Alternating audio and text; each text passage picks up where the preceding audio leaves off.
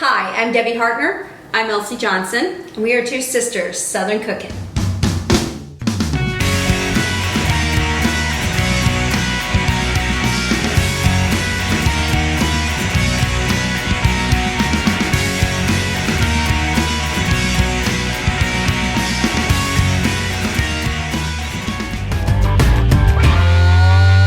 Hey y'all, we're making our tuna casserole right now, and we're taking our butter and putting it in a saucepan here, and then we're going to put our bell pepper, onions, celery in and saute them, and then we'll start adding in our other ingredients that we got lined up here. So we had some requests for this tuna casserole at this house, and we wanted to give you something that is a little more than just opening up a can of the cream of mushroom soup, putting it in with tuna. We wanted to give you something that you can, like, your own ingredients. So this, and it's not very hard, really. The ingredients that we have here are not much more detailed than what you would do if you did a cream of mushroom or cream of celery or cream of chicken soup with it. but this here has bell peppers, onions, and red peppers, and celery. So we're gonna saute this here. Once the heat starts on this little single burner, it does get to cooking here pretty good. So, And we got those chopped up pretty good, so they're gonna not take very long to saute up, and the butter's already melted, so Right. it's just a matter of time here. So what we're gonna do next after that is, once we get this in here and get this all nice and translucent, then we add in our milk and our flour, salt and pepper, and salt Dijon and pepper, mustard. and Dijon.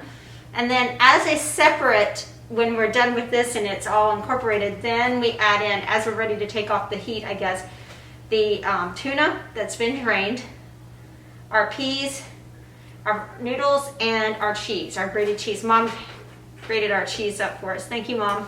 And then we have a topping to go on top. We have panko breadcrumbs, butter, Paprika. parsley, and paprika. And Parmesan cheese. Did I say that? Yes, you added extra Parmesan. We love Parmesan. So So I add a little extra Parmesan to the panko breadcrumbs, and we'll mix that up real good and sprinkle that over top before we bake it. So we're going to go ahead and let this cook here, and then we'll come back when we're ready to put in the other ingredients. Oh God, I wish you guys had smell-o-vision. This is so yummy. Oh my gosh, I could smell this through my mask. And you all know why I wear a mask. I wear it out of respect to my sister and my mom. My sister has lupus, and my mom has poor health, so I try to do it out of respect for them. So I'm an ER nurse, as you all know, and that's why I do it for them. But I'm telling you, if television had a way to smell, this would be yummy. So what I'm going to do right now is I'm adding in the flour. So we're going to cook this until we get the flour taste out of here, which should be about a minute. And then I'm going to add in the salt and pepper, and then we add in the milk and stir it constantly. But we want to get rid of that flour taste, right, sis? Yep. So anything exciting and new going on around here? Nope. It's been pretty quiet this week. Well, not this coming week. It's not going to be quiet. No. We are doing our show on Monday, and then on Friday we're coming over and starting to cook for our Heroes Day. We have people coming from all over the U.S. to help us out, and they're going to be, some people are arriving actually like Tuesday Tuesday and Wednesday. Yeah. So we're kind of excited. A lot of family coming in for this. A lot of friends coming in to help. Thank you to all who has donated, because we have been able to get our monetary goal And we have money left over to be able to donate to the sheriff's office here in Hopefully, Willard yes. County. We're pretty sure that we will have money left over to donate to the Narcan Fund.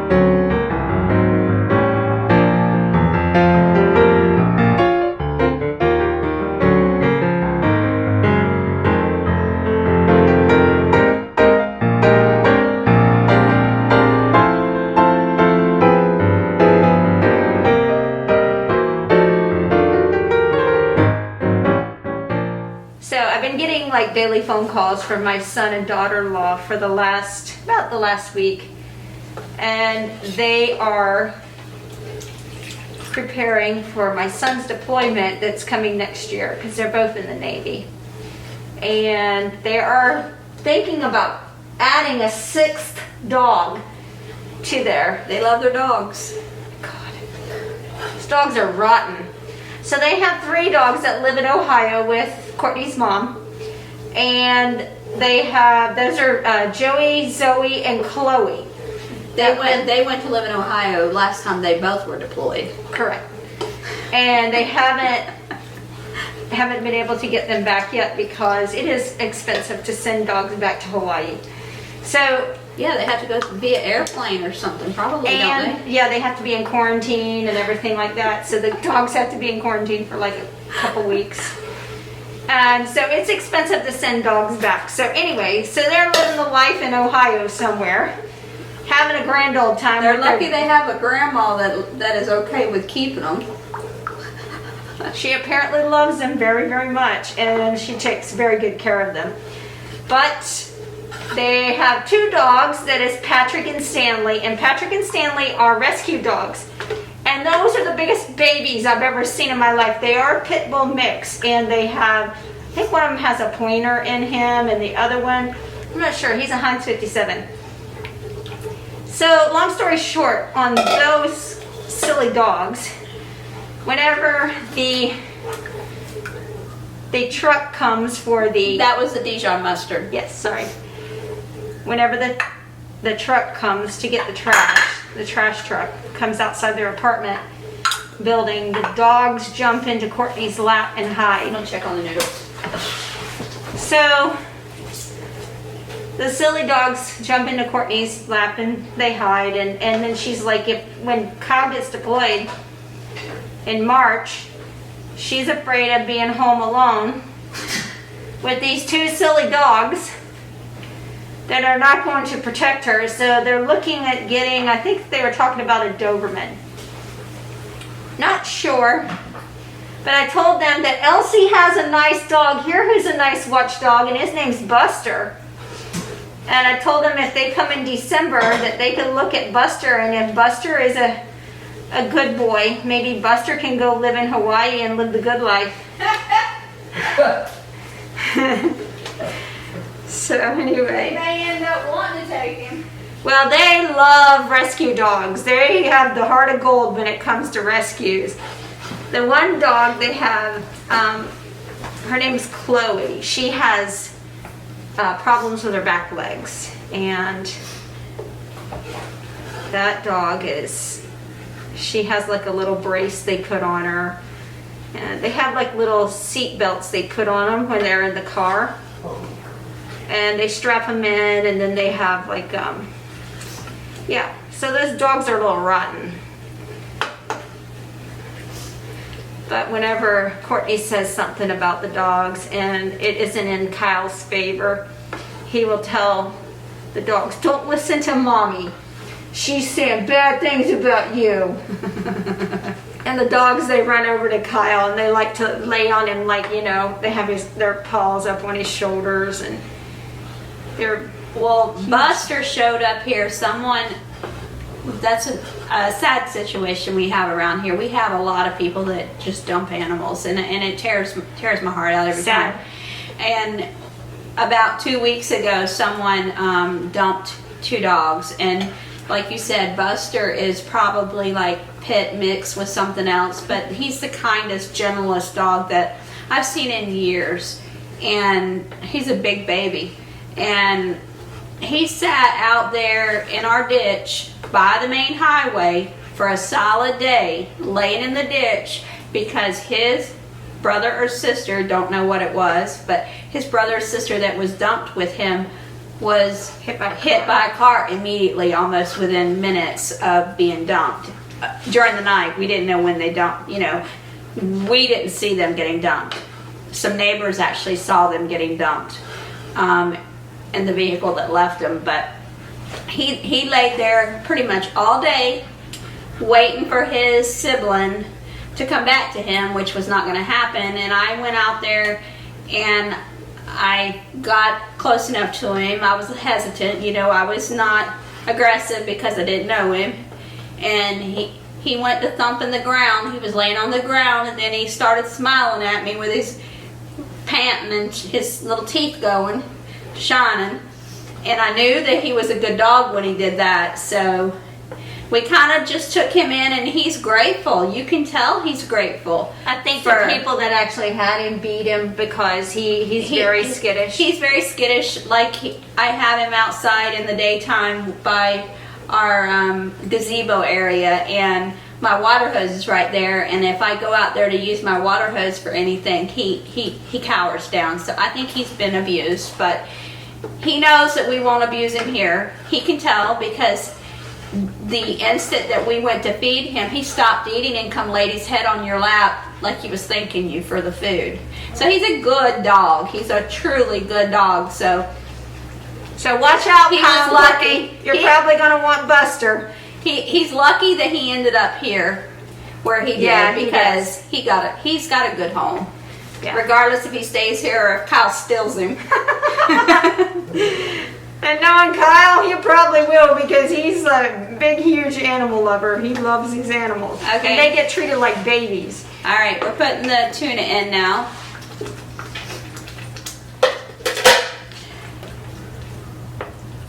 This is going to be so good. It is. This roux on this is just freaking awesome. It's thickening up just beautifully, and it's going to look so nice. So what do we do next, Elsie? The peas should be the last thing, correct? Yeah, because you don't want to overcook them. We're going to put the noodles in. The noodles I just cooked to salted water. I'm going to take this off the heat and actually fold them in. Okay. So we can just... Yeah, you don't need to heat for the rest of this. These have already been cooked. Yeah, these noodles. they're cooked. I'm just going to fold them in. And then we can fold in the cheese. Yeah, and then we'll do the peas last. And we got our pan here to put it in, and then we'll put our breadcrumbs on top. Right. That looks really, really good. Oh my gosh, it smells heavenly through this mask. Mm-hmm. This is fresh grated cheese. Thank you, Mom. It's white cheddar. Yeah. So we made today 2 pies. We're actually going to dig into one before the boys get home, because we probably won't get a piece if we don't. They can sit down and eat the whole entire pie. So, look at that. That thickened that up really nicely. Yeah. Wow. All that cheese. Yep. So what we'll do after this is we'll put the peas in and just fold them in. Do a little, because we don't want to like crush them. I remember the first time I ever had tuna casserole, it was Aunt Cindy made it. And it was a brand new dish that I don't remember ever having. I don't know if we had it before that or not, but I don't remember having it. And it, to me, was, I thought it was a northern dish because she brought it to us, She's from Indiana. Yeah, she's from Indiana. And I remember being in awe of this dish that she made.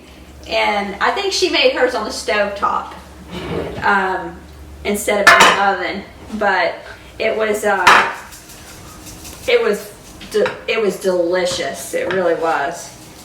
So And then we've steady made it over the years since then. So what we're going to do with this here is we're going to put this in here, and then Elsie's going to sprinkle that on the top. Get it all mixed together. Sprinkle it on the top. She has her own little method here. I'm going to go ahead and get the rest of this I'm out. mixing the butter in with this. The panko breadcrumbs and Parmesan and parsley. And paprika, smoked paprika. Yeah. Not regular paprika, smoked paprika. Yeah. When I told her, because we were putting our grocery list together, and I said, we need smoked paprika. I have paprika, but we need smoked. So I specifically asked for smoked paprika for this. All right, sis. Wow, that looks divine. My goodness. That paprika looks lovely in there. Okay. We put a piece of, how much was it? 1 tablespoon of melted butter? Or just softened butter? Yeah, 1 tablespoon softened butter. Okay. Oh, yeah.